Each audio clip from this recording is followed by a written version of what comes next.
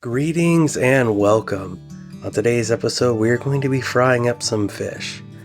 The fish I've selected for this video is a rainbow trout, which is a salmonoid by classification, but it is a much more mild fish than what people normally associate with a salmon.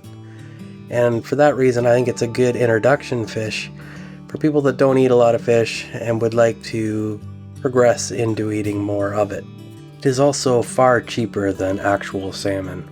So our ingredients for our frying consist of garlic, onion, and lemon. Okay, let's get this process started. To begin with, we'll start cutting up our onion. Just going to do a cross cut and then regular size dicing of it. And once we're done with the onion, then we'll proceed to cut the garlic. And I just did the squish with the knife and then slice method. And that gets kind of decently small pieces. As far as the lemon goes, I just cut it in slices.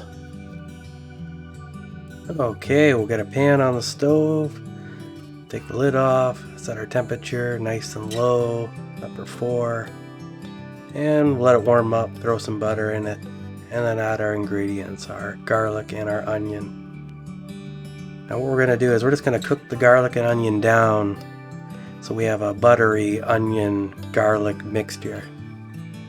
So I just gave it a little bit of a mix, and now I'm just going to throw the lid on it and leave it for probably about 5 minutes. This technique here with the garlic, onion, and butter can be used to fry just about anything, so it's a very versatile technique, and it works especially well with fish. So now we'll just pull the lid off, give it a little bit of a stir, and we can see that our onions are starting to go partially transparent. They're really starting to cook down. Now if you were doing this without the lid on there, you could actually caramelize. That's kind of a process of removing the moisture and cooking the sugars in the onions down so that they go from being raw sugars or whatever to a caramelized sugar. Like it's just a baking of the sugar process, but that's not the direction we're going this time. So we'll take the lid off again. There we go. Now you can see it's a lot darker than it was before, and some of them are caramelizing. So it's creating a little bit of an opening, and then I can stick the fish in. Probably should have cut the fish into a smaller piece because it's going to be very difficult to flip, as you'll see later on. And then I covered it with the lemons and put some of the onions on top of it. Now I'm just going to let it sit and cook. Now the thing to look for is the color of the flesh of the fish itself. You see it's a very salmon-y color right now. It's very pink. But if you look at the edges, the time on this video is actually accelerated a significant amount, but it's starting to go more white.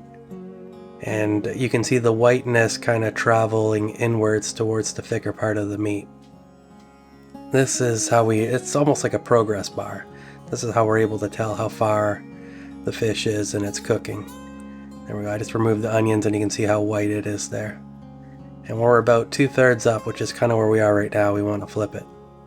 And you probably shouldn't flip it with a wooden spoon like this, at least a fish this size, because it's just going to fall apart, as it did right there.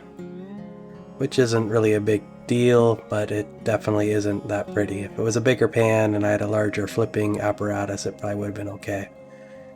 But this gives me a chance to remove the skin from it anyway, so it's not all bad, but I thought I would share my mistakes in my cooking videos. That way you can see that, you can recover from them. And it still looks like fish. And now all we need to do is cook it a little bit longer, and then we can get rid of the parts that weren't darkened before. And the thing with fish is you really don't want to overcook it, and it's very easy to overcook your fish, and it becomes kind of chalky and kind of dry, and it kind of sticks in a way, and it just loses that fish tenderness.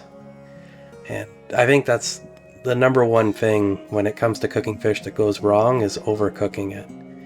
If anything, you're probably better off undercooking it a little bit than you are to overcook it, because overcooked fish just tastes terrible. And we're just about done here. I can see In the center of the screen here, where the fish has like the cross section, you can see that's darkening up a little bit, and that's how we'll know it's ready. To get a better look at that, I'll just use my manipulating apparatus to separate so we can get a closer look and see exactly what I'm trying to point at. There we go. You can see the kind of the peakiness in that kind of middle ridge of the fish. And now that's starting to kind of lighten up now. Don't mind me snacking, it's just so delicious.